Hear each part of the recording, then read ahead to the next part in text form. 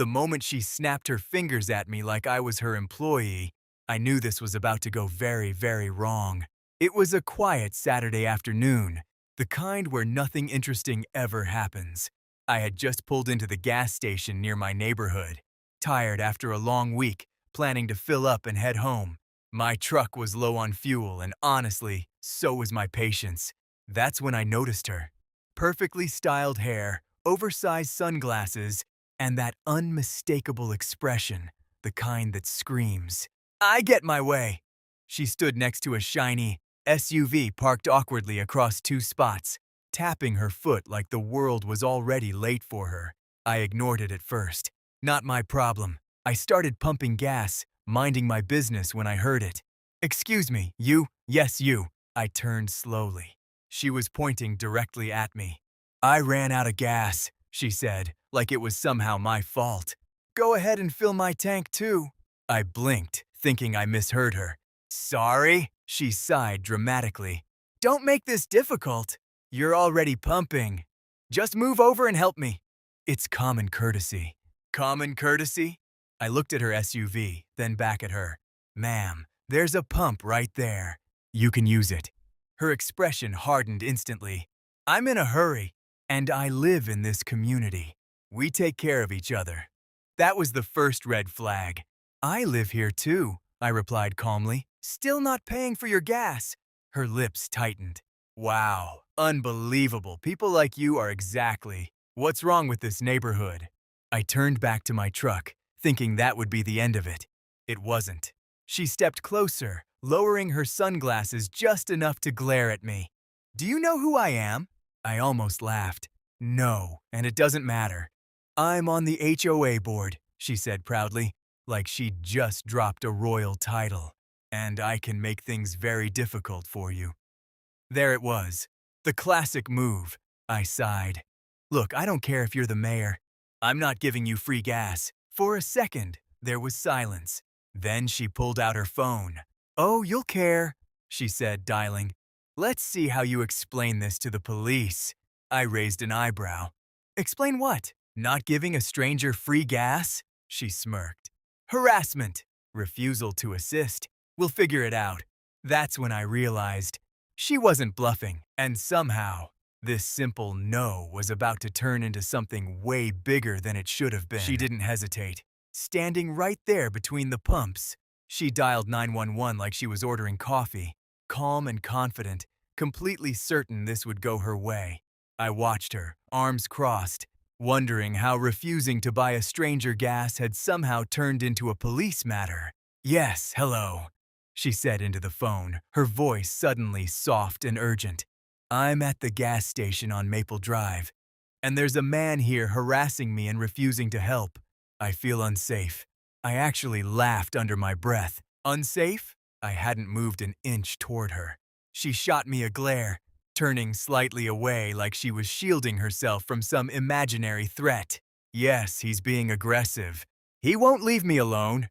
That was it. I pulled out my own phone and hit record. If this was going to escalate, I wanted proof. She ended the call and looked at me with a smug smile. "They're on their way. You should have just done the right thing." I leaned against my truck. Yeah, this should be interesting. A couple of other customers nearby had started paying attention. One guy across the pumps raised his eyebrows at me like, "Is this really happening?" I just nodded. Karen, because at this point, there was no better name for her, kept pacing beside her SUV, muttering loudly enough for everyone to hear. Unbelievable. People refuse basic decency and think there are no consequences. I didn't respond. There was nothing to say. 5 minutes later, a patrol car pulled into the station, right on cue.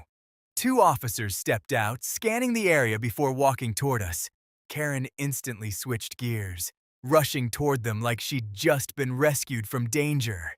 "Officers, thank goodness," she said dramatically. "That man right there has been harassing me and refusing to help me when I ran out of gas." Both officers looked at me, then back at her. One of them spoke calmly. "Ma'am, can you explain what happened?" "He's been aggressive," she insisted. I asked for help, and he started being rude and confrontational. I felt threatened. I raised my phone slightly. You might want to hear this part carefully. The second officer turned to me. Sir, what's your side? I pulled in, started pumping gas, and she demanded I fill her tank for free. I said no. That's it. The officers exchanged a quick glance. Karen scoffed. He's twisting the story. I simply asked for assistance.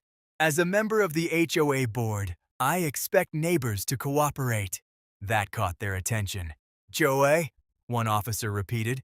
Yes, she said proudly. And his behavior is unacceptable in our community. I couldn't help it. I smiled. Because right then, I knew something she didn't.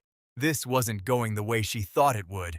Not even close. The moment she mentioned the HOA, the entire tone of the situation shifted, but not in her favor. One of the officers, a tall guy with a calm expression, folded his arms slightly. Ma'am, just to be clear, you called 911 because someone refused to buy you gas? Karen let out an exaggerated sigh, clearly annoyed they weren't instantly siding with her. No, I called because he was being aggressive and uncooperative. I felt unsafe. The second officer turned to me. Sir, have you said or done anything threatening? Not even close, I replied, holding up my phone. Actually, I recorded most of it. That got their attention. Mind if we take a look? He asked. Go ahead. I handed over my phone, and both officers leaned in as the video played. It clearly showed her walking up, snapping her fingers, demanding free gas, and then escalating when I refused. Her voice was sharp, entitled, and impossible to misinterpret. Most importantly, there was zero aggression from me. As the video ended, there was a brief silence. Karen shifted uncomfortably. Well, that's only part of it. The officer raised a hand, stopping her mid-sentence. Ma'am, we've seen enough to understand what happened. Her confidence cracked just a little. So, you're going to handle it? Oh, we are, he said evenly. For a split second, she smiled again, thinking she'd won. Then he continued, but not the way you expect. Her smile disappeared. Calling emergency services over something like this is not appropriate, the officer said. This is a civil matter at best. No one is obligated to buy you gas. Karen blinked rapidly, but he refused to help me. That's harassment! The second officer shook his head. Refusing a request isn't harassment, ma'am. I could see it sinking in now, the realization that this wasn't going her way. But I'm on the HOA board, she insisted, her voice rising. He's required to cooperate with community standards. That's when the first officer actually chuckled. Ma'am, he said, the HOA doesn't have authority at a gas station, and it definitely doesn't give you the right to demand free fuel. A couple of bystanders nearby snorted, trying to hide their laughter. Karen's face turned bright red. This is unbelievable. You're taking his side? No, the officer replied calmly. We're taking the side of the law. That hit harder than anything else. She looked around, realizing people were watching now, really watching. The same confidence she had earlier was completely gone, replaced with embarrassment and frustration. Meanwhile, I just stood there, quiet, letting it all unfold. But the situation still wasn't over. Not even close. Because the next thing the officer said, that's what turned her power move into instant regret. The officer took a small step forward, his tone still calm, but now there was an edge to it. Ma'am, misusing emergency services is a serious matter, he said. You stated on the call that you felt unsafe and were being harassed. Based on what we've seen, that doesn't appear to be true. Karen froze. I felt uncomfortable, she stammered, trying to recover. That counts for something. It does, the second officer replied. But it doesn't justify making a false emergency report. You could actually see the panic start to build behind her eyes. That's not what I did, she said quickly. I just needed help. He refused and that's not a police issue, the first officer cut in. No one is required to provide you with free gas.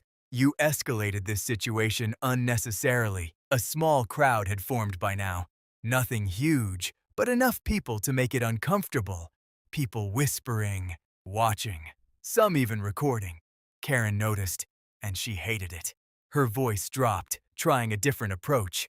Can we just resolve this quietly? The officer shook his head slightly. We are resolving it. But there are consequences when emergency services are used like this. That's when it hit her fully. Consequences? What kind of consequences? She asked, her confidence completely gone. The officer glanced at his partner, then back at her. At minimum, this is a documented incident. Depending on how it's reviewed, it could result in a fine. Her jaw dropped. A fine? For asking for help? For making a misleading emergency call, he corrected. Silence. Even the background noise of the gas station seemed to fade for a moment. Karen looked around again, but this time it wasn't with arrogance. It was with desperation. People weren't on her side. No one was stepping in. No one cared about her HOA title. To them, she was just someone who called the cops over free gas. She turned to me suddenly, lowering her voice. Look, can you just tell them it was a misunderstanding? I raised an eyebrow. A misunderstanding? Yes, she said quickly. We can both just say things got out of hand. I almost laughed. 5 minutes ago, she was threatening me with her HOA power, or now she wanted my help? I told the truth, I said calmly. That's not changing. That was the moment everything collapsed for her. She stepped back, shaking her head slightly, realizing there was no easy way out of this. The officers began wrapping things up, taking a few notes. Clearly done entertaining the situation. Karen stood there, silent now, her earlier confidence completely erased. And just like that, her attempt to control the situation had turned into something she never saw coming. But the real irony? This wasn't even the worst part for her. Not by a long shot. By the time the officers finished taking notes, Karen looked like a completely different person. Gone was the confidence, the attitude, the authority she tried to throw around like it meant everything. Now she just stood there beside her SUV, arms stiff at her sides, avoiding eye contact with anyone watching. The first officer handed her a small slip of paper. This documents the incident, he explained. You may be contacted if further action is taken. She took it slowly, like it weighed 10 pounds. So, that's it? For now, he replied. But I'd strongly advise against using emergency services like this again. She nodded, barely. Then they turned to me. You're free to go, sir, the second officer said. Thanks for your cooperation. No problem, I said, taking my phone back. The patrol car pulled away a minute later, leaving behind a silence that felt heavier than the entire confrontation. Karen didn't move at first. Then, without a word, she got into her SUV and shut the door a little harder than necessary. But she didn't drive off right away. She just sat there, gripping the steering wheel, staring straight ahead. For the first time, she had nothing to say. I finished pumping my gas, took my receipt, and started heading back to my truck. As I opened the door, I noticed a couple of people nearby giving me nods. Small, quiet signs of support. One guy even muttered, "Handled that well?" I just shrugged. To me, it wasn't about winning anything. It was about standing my ground. I climbed into my truck and started the engine. As I pulled out of the station, I caught one last glimpse of her in my rearview mirror. Still sitting there. Still processing what had just happened. But here's where things got even more interesting. Because in a neighborhood like ours, news travels fast. Really fast. By the next day, the story had already made its way through the community. Not because I told anyone, but because witnesses did. And once people heard that an HOA board member had called the cops over free gas and ended up facing consequences, well, let's just say her reputation didn't survive it. A few days later, I heard she'd stepped down from her position. No big announcement, no explanation, just gone. And honestly, that said everything. All because she couldn't handle hearing one simple word. No. Funny how something so small can lead to such a big lesson. And if there's one thing I took away from all this, it's this. Power only works when people believe in it. The moment you stop giving in, it disappears.